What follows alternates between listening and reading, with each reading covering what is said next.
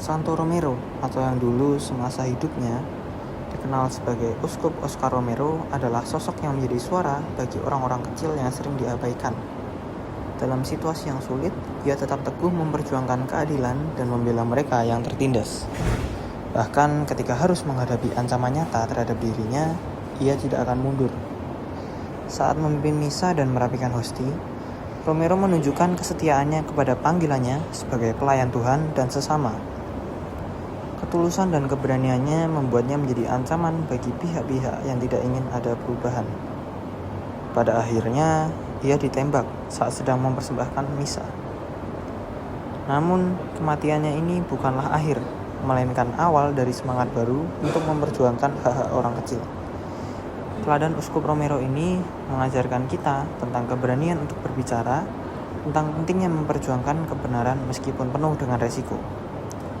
Melalui semangat ini, saya dan kelompok tergerak untuk melakukan wawancara, yakni mendengarkan suara-suara yang sering tidak terdengar di lingkungan sekitar kami. Jadi, kami mewawancarai 2 orang teman kami yang berasal dari 2 sekolah yang berbeda, di mana mereka akan berbagi pengalaman mereka saat menghadapi perundungan, serta menyampaikan pesan-pesan untuk mereka yang pernah menyakiti. Dari kisah-kisah ini, kita dapat belajar untuk lebih peduli, menghargai satu sama lain, dan berani memperjuangkan kebaikan, meskipun penuh dengan resiko, sama seperti ditunjukkan oleh semangat Uskup Romero, atau sekarang dikenal sebagai Santo Romero. Oke, jadi di sini dengan siapa? Dengan Nathanael Berkasi Mandaru Dari sekolah SMK Negeri 2 Depok. Nah, jadi di sini saya akan mewawancarai Anda terkait diskriminasi dan ketidakadilan. Jadi kamu ada nggak pengalaman kayak dibully, entah itu sama guru ataupun teman? Jadi saya itu saat pramuka, saya mengambil kursi dan kursi itu masih kosong. Saya sudah ngomong pada sebelahnya, nah sebelahnya itu juga teman saya juga. Akan tetapi temannya itu ternyata menyimpan kursi buat temannya. Nah itu temannya nggak terima sama saya. Nah saya tiba-tiba dibawa ke belakang, terus saya dipukuli dengan 2 orang itu, dan saya tidak bisa berbuat apa-apa. Sudah. Dari itu apa yang kamu rasakan?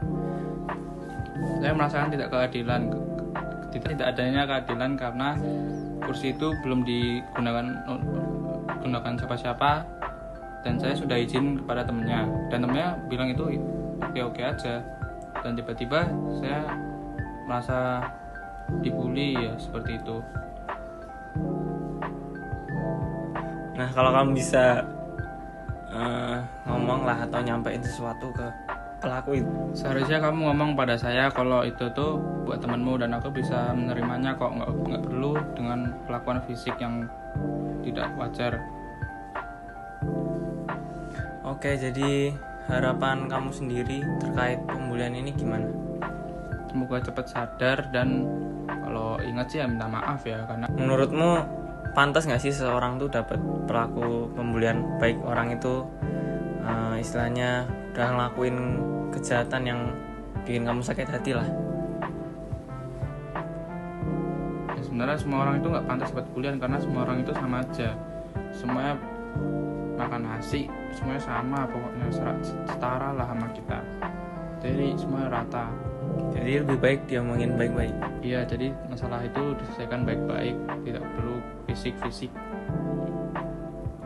Nah, terakhir nih terkait keadilan. Menurutmu sendiri bentuk keadilan itu sendiri tuh buat kamu tuh kayak gimana sih secara pribadi? Keadilan itu menurut saya ya itu kita sama orang itu harus saling berbagi, dan kita harus sama rata pada orang untuk saling mengasihi dan tidak mengambil secara egois sendiri. Oke, sekian, terima kasih. Oke Mbak, kalau boleh tahu nih tentang diri Mbaknya kelas, jurusan, hobinya apa ya?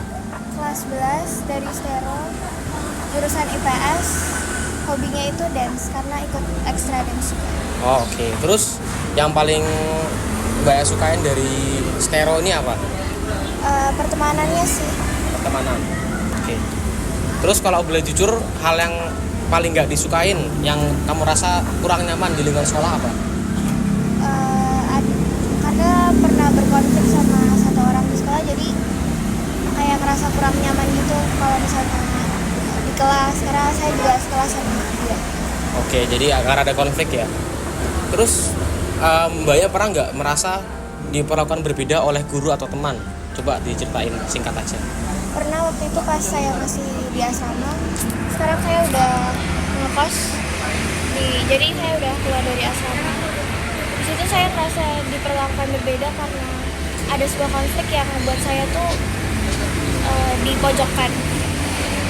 Jadi ada sebuah konflik yang merasa Mbak dipojokkan gitu. Mau tahu nih, ada nggak sih siswa atau siswi yang sering nggak dianggap di sekolah dan kok bisa gitu tuh kenapa? Ada sih beberapa, karena biasanya yang kurang dipandang itu yang mereka-mereka yang punya kekurangan gitu. Kekurangan ya, kekurangan dalam hal apa? Mentalnya mungkin. Berarti ketika ada seseorang yang kekurangan mental akan diperlakukan berbeda gitu ya? Iya. Terus pernah nggak Mbaknya melihat teman Mbak ini diperlakukan dengan tidak adil? Terus tindakan apa yang Mbak ambil dalam hal itu? Pernah. Terus saya ya ngebela teman saya kalau misalnya saya ngerasa teman saya gimana-gimanain sama oknum-oknum gitu. Oke. Mbaknya atau temannya pernah nggak jadi korban bullying dan bentuknya itu seperti apa? Pernah, bentuknya itu mereka ngata-ngatain saya, terus mereka juga mojok-mojokin saya, dan itu membuat saya kurang nyaman berada di lingkup asrama pada saat itu. Oke, berarti dalam lingkup asrama ya? Oke, baik. Sekian wawancara kami. Terima kasih. Dan jadi untuk menghentikan perundungan, kita perlu mengubah cara kita menyikapi masalah. Jangan biarkan masalah dipendam atau diselesaikan dengan kekerasan fisik tanpa kejelasan. Sebaliknya, kita harus belajar untuk berbicara dan mencari solusi dengan kepala dingin. Selain itu, kesadaran terhadap sekitar juga sangat penting. Jika kita melihat perundungan, jangan diam saja. Beranilah meraih atau melaporkan kejadian tersebut, sehingga bisa memberi pelaku konsekuensi yang pantas dan mengurangi perundungan di masa depan. Semua ini membutuhkan kerjasama dan kepedulian kita sebagai masyarakat untuk menciptakan lingkungan yang lebih aman dan lingkungan yang mendukung bagi semua.